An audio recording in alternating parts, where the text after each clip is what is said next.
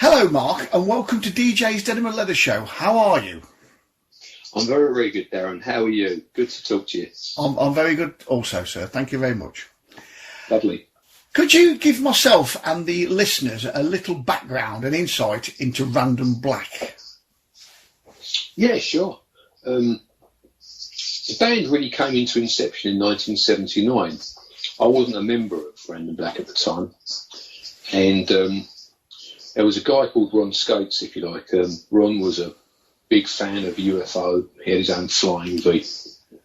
And he had a guy called Paul Derry on the drums and a guy called Mick Brown on the bass.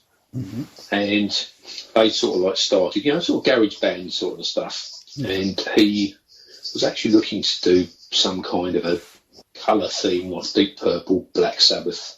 And Random Black just evolved out of that. Right, okay. Yeah. In reality, that's sort of how that sort of started. Dave Denim was a singer, if you like, who was around about that kind of a time. But he was actually playing with Lee Harris and Paul Webb in a band called Witch at the time. And I think Dave was trying to get in, and we wanted Dave.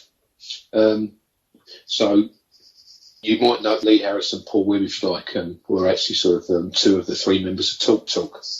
Right, okay, yeah. So, before they got together with Tim Freeze Green, if you like, and as a producer that started to put that element together. And as we can imagine, Talk Talk did rather better than we did, to be fair.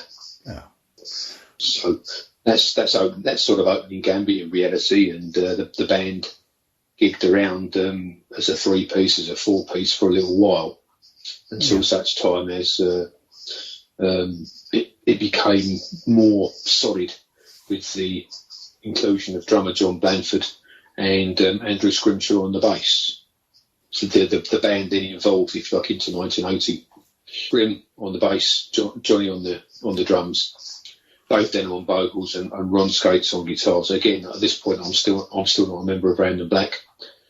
And they went into Spectrum Studios in July of 1980 and recorded the Love Gone Stale demo. Yeah, so that's pretty much, if you like, that's how we started off. I used to go and see them. I used to see them play in pubs and clubs. I used to watch. Mm. Dave and Scrim left. George Palmer then arrived, if you like, on bass. But then he and John got better, offered to go and form a band called Zeus. And Dave Denim went off on another tangent, and he formed Small Town Rumour. Right. Okay. That could have been the end of it all. Yeah. That could have been the end of it all. It could have still disappeared. Whereas I was playing in a band called Landslide at the time. I'd already played in a band called No Mercy. Again, who are another local band with some school friends. But I was a bit more ambitious than No Mercy wanted to be. And Landslide themselves were playing local pubs and clubs, but I was just a bit more ambitious. I wanted to record, I wanted to tour, I wanted to do things. We were getting decent crowds and decent people, amounts of people in the pubs and clubs, but there wasn't much happening. And so there I was in one of the music shops on a Saturday, and I was playing away, and George and John walked in, who were, again, and they were, as in their own words, they were blown away, if you like, by what they were listening to me, just practicing on the, doing some stuff on the guitar. Mm.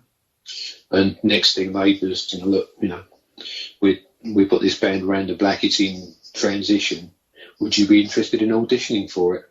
And I was like, I was thinking more the other way around. Do you want to audition with me? Because no, truly, I was quite confident of my own abilities to do what I needed to do, and that was really the start of it all. We got together, and so essentially we had Ron on board, Ron on the guitar, George on bass, John on the drums, me on the guitar, but we didn't have a singer. And at this point, I would like to introduce the name Mike Lightfoot. Mike Lightfoot was a great friend, if you like, of the other three. And him and one of his friends, winding back about a year, they'd heard the fledgling Random Black rehearsing in Ron's dad's metal workshop, knocked on the door, said, "Can we come in and listen? You're brilliant." Nice, And a lifelong friendship was then born. And Mike introduced us to singer Don Dibbins, and he got Don, and because he was going to college with Don, he got Don an audition with us. Don smashed the audition to pieces, and he was as confident as me. He said, "Right, okay, I'm big enough for this band. Are you big enough for me? When's the next gig?" And so there we are in 1981. Random Black, if you like, Mark III was born. Right, okay. That's a good point to get to, actually. Can I turn attention then to the Vanishing Point demo? Well, obviously it contains the track Witch Daughter. I've read, and to be honest with you, I can understand why this has been said. I've read it's regarded as one of the finest new wave of British heavy metal tracks ever committed to tape. That's what I've read. It's nice to say. Well, yeah, it is nice. It's nice to have that said. What's your recollections of the recording of it and the rest of the demo? Of course. So we had a loose set, and Witch Daughter was one of the songs that was unfinished when I joined. It had a few of the hooks, but there was a lot of holes missing, and the lyrics were awful, really. I mean, everywhere you go, the girls are going to get you. Well, I remember that quite distinctly and thinking, my crikey, who wrote that? And so John and I got our heads together, and we talked about how we'd like to construct the song to make the song stronger, because I love the hook, you know, that sort of pedal tone-y thing. I actually love that hook. And so we moved a few things around. We then managed to get the song, if you like, into some degree of sense. Yeah. Because I sort of hated verse, chorus, guitar solo, chorus, chorus, end, you know. I really tried to write stuff that was a bit different to that. It's almost got a little bit of a progressive flavour about it as well, if you don't mind me saying, you know. No, well, if you bear in mind that my favourite band about that kind of time would be Purple and Focus. Right, okay, so yeah. So, unsurprisingly, there was a bit of influence. So, if you can imagine, we got into the practice rooms, and we were actually sort of like practising twice a week to try and actually bring the structure of the songs forward. And I was recording Witch Daughter and its various incarnations as we were going. And I kept thinking, right, I need to do something else. So we got the opening gambit. I think the opening few staves, I think I stole off the Scorpions with Love Drive. Right, okay. I think I got a little bit of that going. Then, you know, the hardest part of it, to be quite honest, was the middle section, you know, where we actually it actually drops down a tone, if you like, and it then sort of slows in, you know. Yeah. Giving John again a little bit of a place to showcase his drum skill, which of course he was.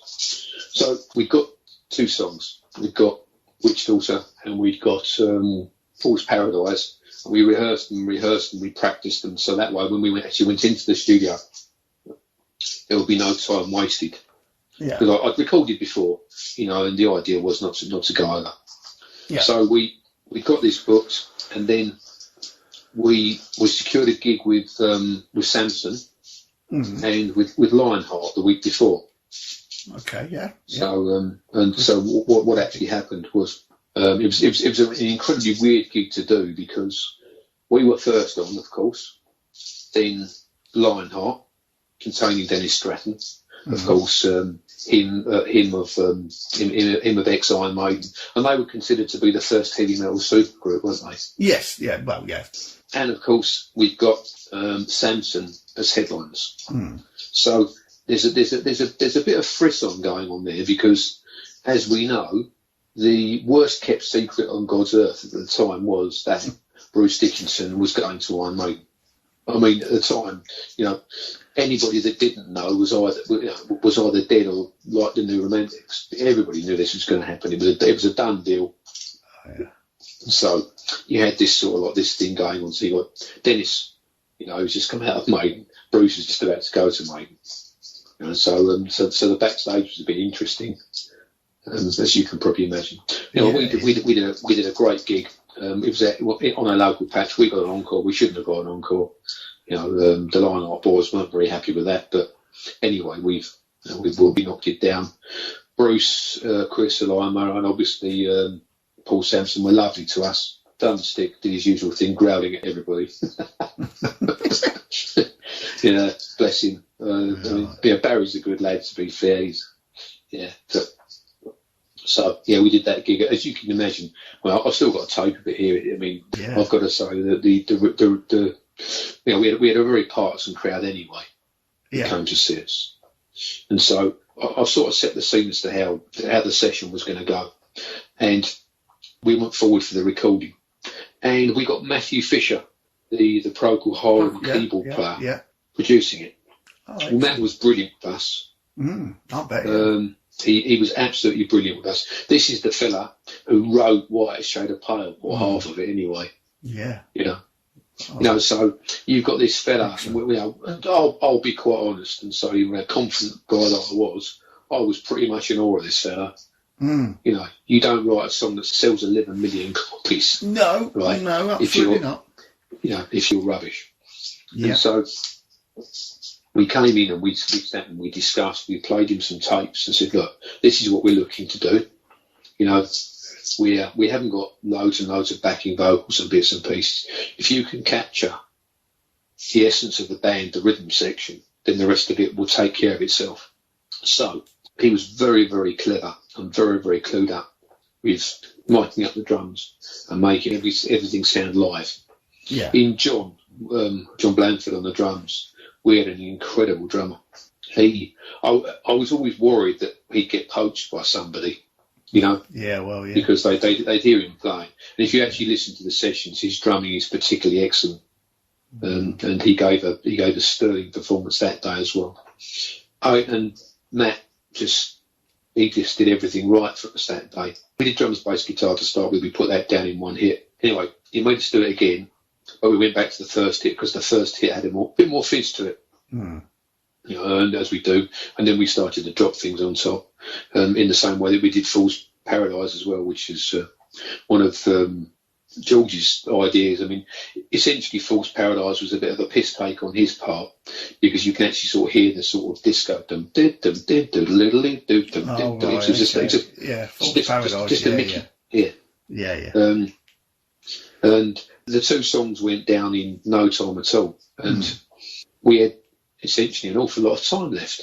And so Ron had been messing about with something that was a bit softer, and he said, look, I really quite fancy doing this. And it was unfinished, and we actually tidied it up in the studio. Right. To be fair, you can actually hear that. Whereas Witch Doctor sounds like a crafted song.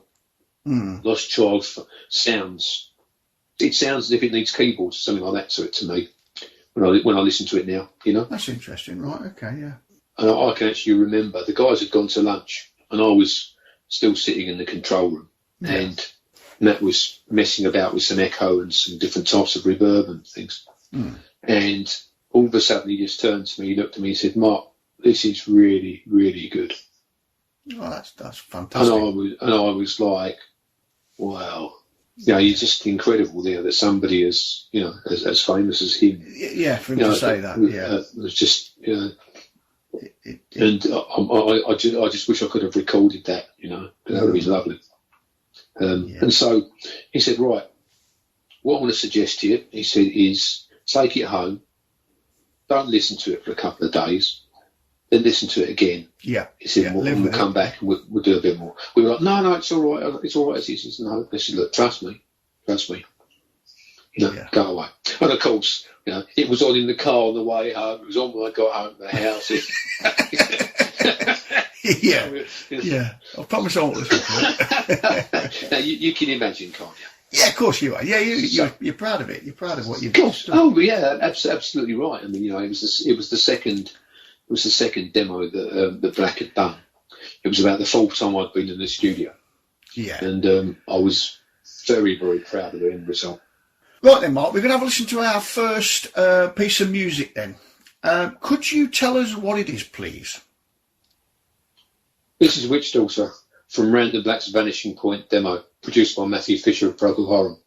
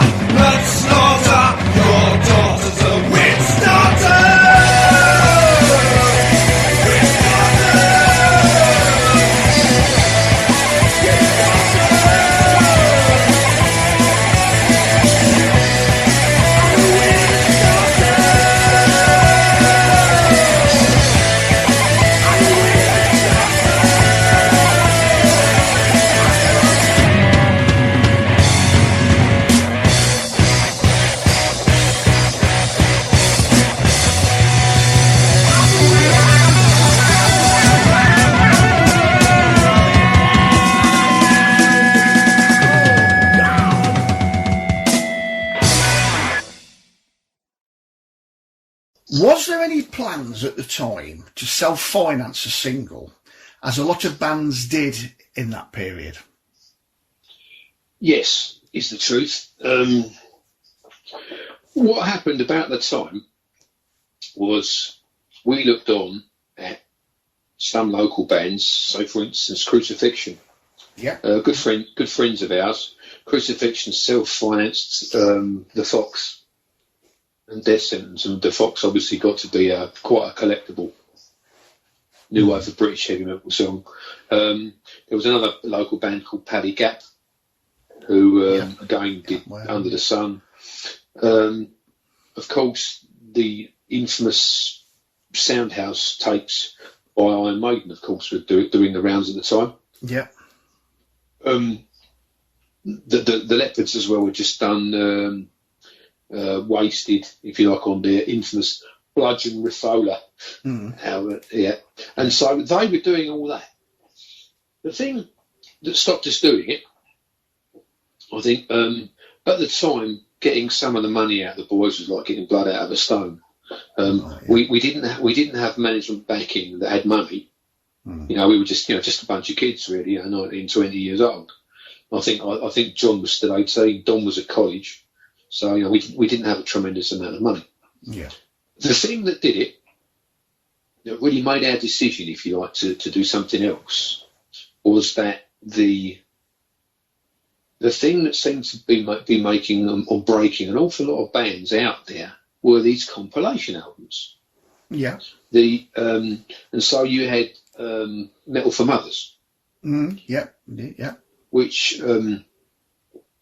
was absolutely massive in the movement. Oh, it was, yeah. You have to bear in mind, the New Wobbin movement, if you like, started off a bit underground because it came through the punk scene, as you know, and there was like a sort of a joining, if you like, of this. When you consider some of the some of the bands who were they were prog guys and they were punk guys, and all of a sudden, they were part of the New Wobbin movement. They were just sort of like moving through.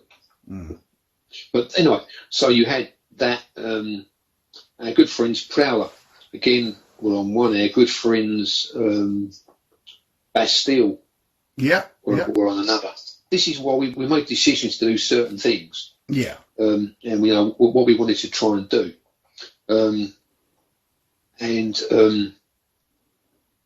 Brute Force was again another 1981, and again Prouder were on that, as I recall. That's Trev Patton, Martin. Yeah. Trev and Johnny Patton and Martin Burrows. Yeah. All good friends of mine. Funny enough, I had a drink with Johnny Patton a couple of weeks ago. Oh right, okay.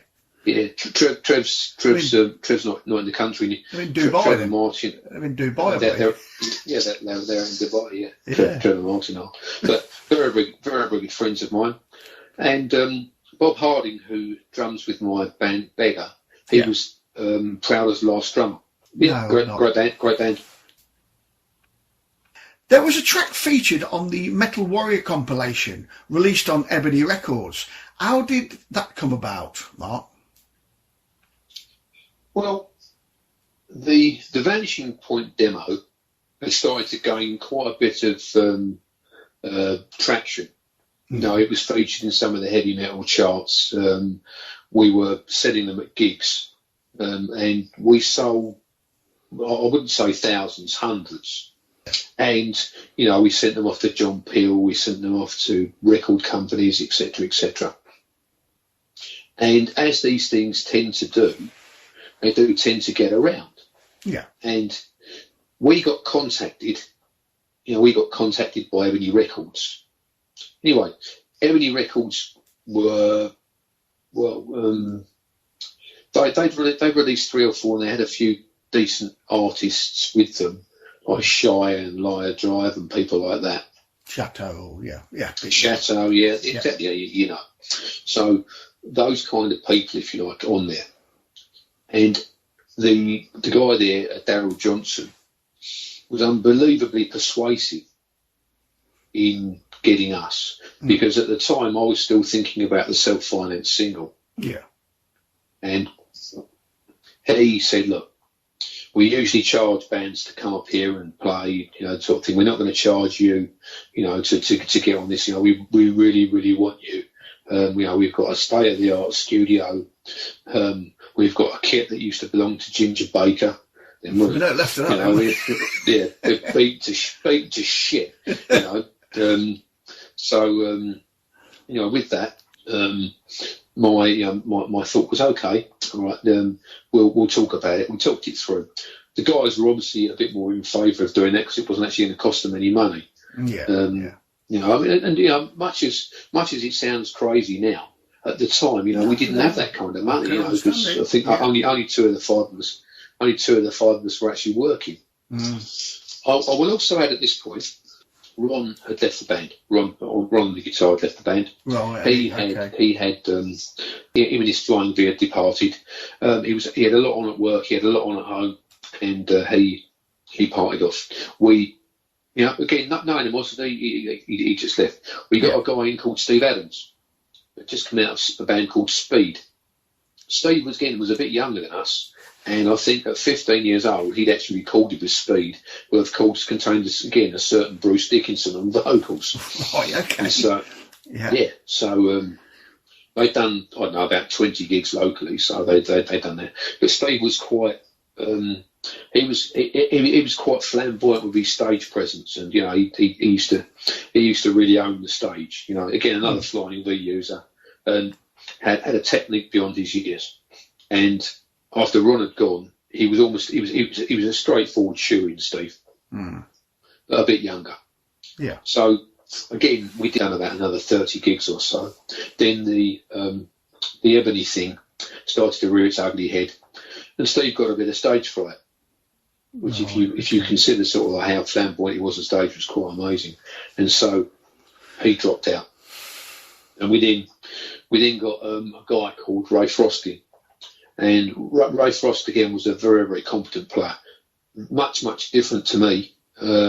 Whereas I was all sort of like fast riffs, if you like, and looking at neoclassical and interesting scales. Ray was a bit more bluesy, a bit more subtle, but he suited the band perfectly for where we were at the time.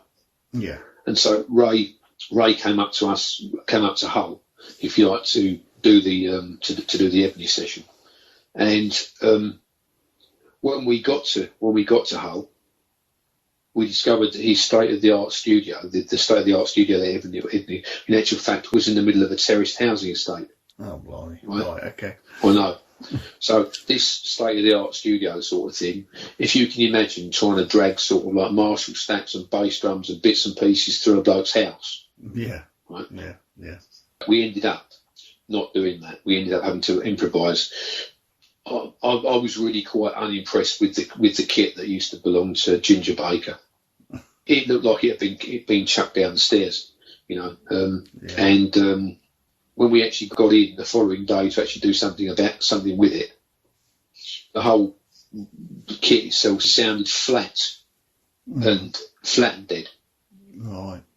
We said, we can't use this though. It's awful. He said, look, what's going to happen here? I'm going to sprinkle some reverb and some echo on it. It will sound like John Bonham. It will sound like When the Levee Breaks. Oh. And of course it didn't. No. We had the same conversation with Grim Reaper. We had the same conversation with Prayer. We had the same conversation with Shy. That the drum sound was disgraceful. I mean, he reduced John Blanford, our drummer, if you like. It sounded like he was actually using, just hitting empty boxes. Cardboard boxes type thing, yeah. Yeah. If you actually listen to the production is flat. We recorded two songs. We recorded a song called Under the Cross, and we recorded a song called Ophelia. Under the Cross was unusable. Right. That doesn't appear on the high roller stuff then, so it never has been able to be used then. It's never surfaced. There was a watchdog program on Ebony Records and about all the money they made out of all the bands, and the amount of heavy metal or new wave of British heavy metal royalty that played on the 20 or so albums. Mm. You know, I mean, it's quite incredible. Oh, cut a long story short, you know, he tried to get money out of us, you know, even though saying that, you know, we weren't going to, you know, we you know, a lot of these labels, they charge you to record on them. Right. Okay. Know? Yeah. Which is, I mean, you're actually giving them the product, you know, really. Yeah. I hear this so much, you know, Mark. I really do. From what was going on back then. You have to bear in mind here, Darren. You know, we're a bunch of young kids. Yeah. You know, we're a bunch of young kids. We're naive.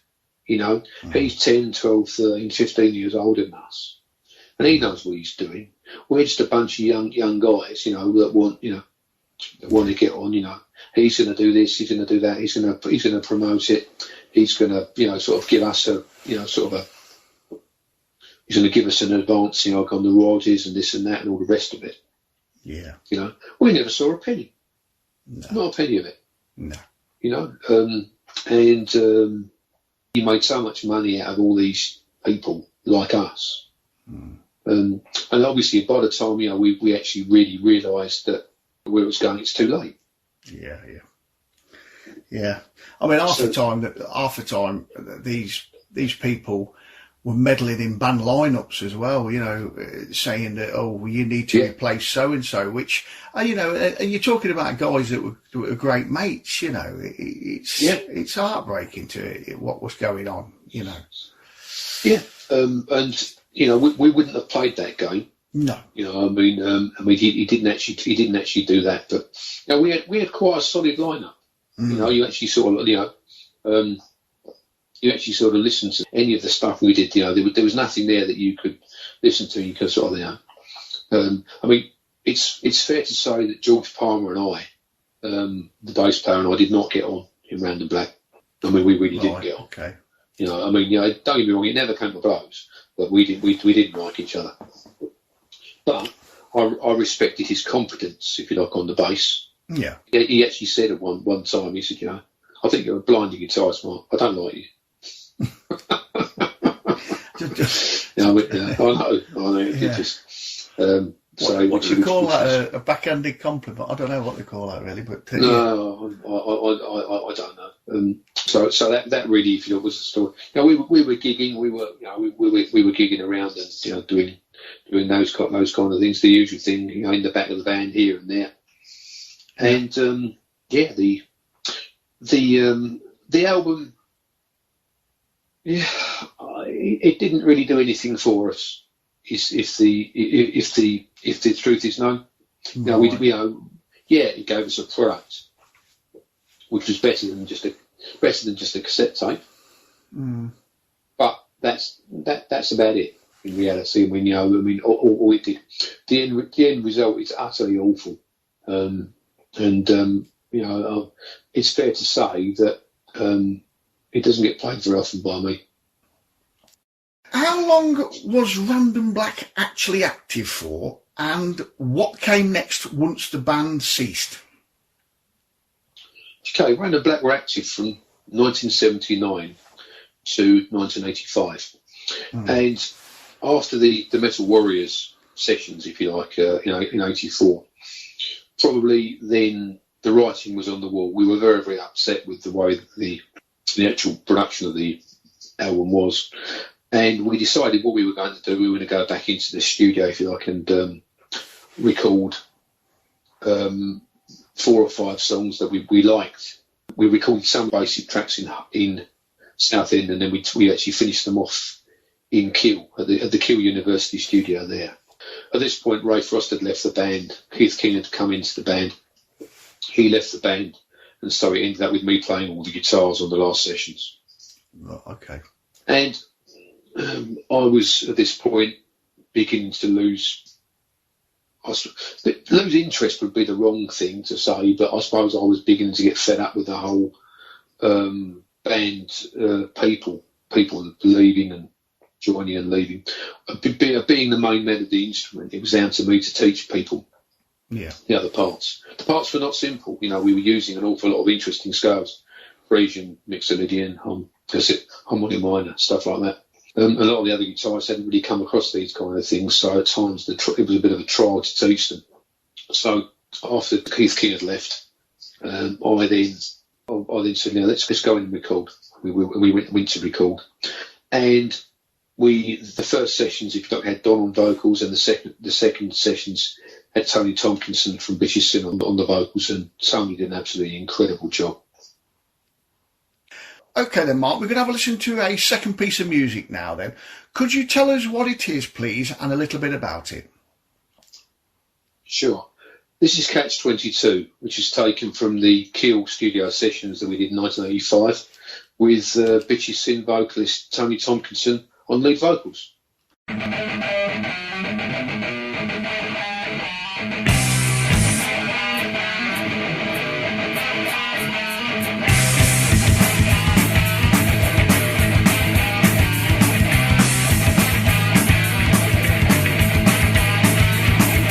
Leisurely, monstrous, malicious breed. It's a nightmare existence, both captured and free. Heavens above me, you leave me no choice to hold to God, and I speak with one voice. Catch 22, it's always political. What white lion true? Catch 22. Liberty blinding true. Remarkable nightmare, the new revelation. It's all clear to me. I'm part of the nation. I'm flying the flag. Red, white, and blue. A large skull and crossbones tattooed on you. That's 22. It's all very logical. There's no escape from it all.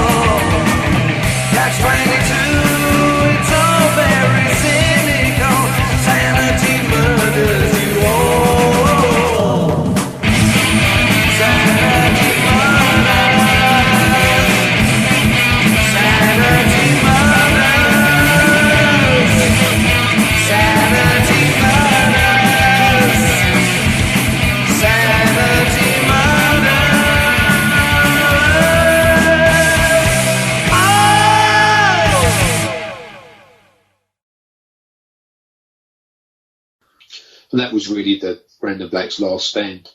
Yeah. Maybe between 150 and 180 gigs we did in that period, here, there, and everywhere. Yeah.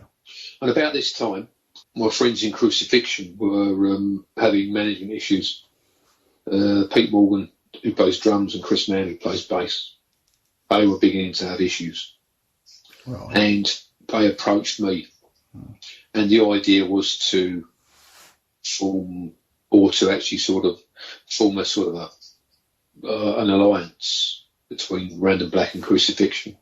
And to be fair to the Crucifixion boys, they were probably doing better than us, really. You know, they've released 3 or 4 really useful singles. You know, they've released Moon Rising, Take It or Leave It, etc., etc. And this stuff was doing really well. So we decided not to call it Crucifixion, not to call it Random Black, and we were going to march forward, and we called the band Redline. And this was Chris's idea. Chris and I both ride motorcycles.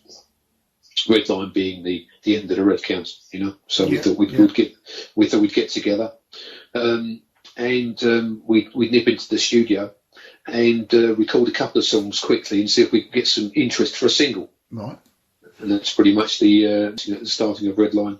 We looked around for a singer, and we found Gary Mail. And Gary, if you like, had been in a few local bands, and Redline really gave him the platform to go and join the Tattooed Love Boys, who again were an absolutely excellent band. What were you, just sort of popped in my head here, what were you known as? Fastest good in the South End, or fastest... The fastest guitarist in the South End, yeah. Fastest guitarist. Yeah, basically, yeah, that's what I was considered to do.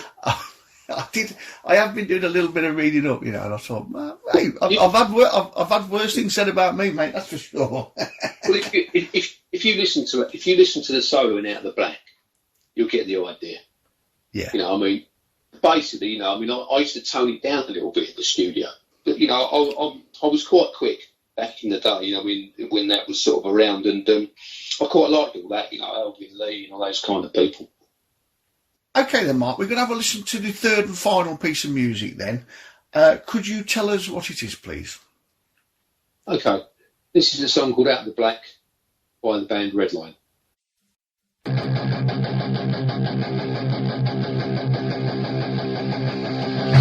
So you thought you'd take my livelihood from me? You're as blind as those who never want to see. You can't hold this rocker down with your chance. You can't change my fate or change my destiny. Just because I'm out of the black, you never thought that I'd come back. Time will tell, I'm going to give you hell. Out of the black, out of the black, out of the black. Now I've come back and I've got you on the run. Gonna make sure that justice will be done. You can't pull the wool down on my eyes. I can see my cheating, I can see your lies. Just because I'm out of the black, you never thought that I'd come back. Time will tell, I'm going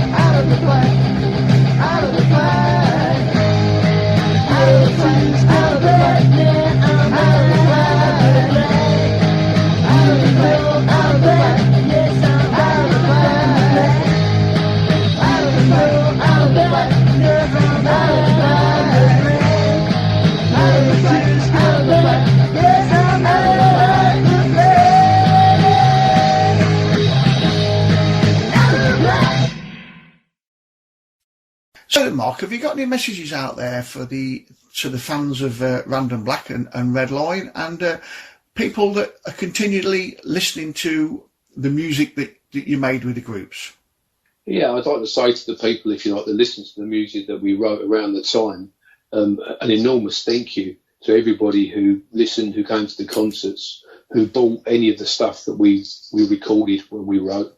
And obviously the new release on HR Records, the Under the Cross album for Random Black, a huge thank you to everybody. I'm certainly not ruling out any festival appearances in the future.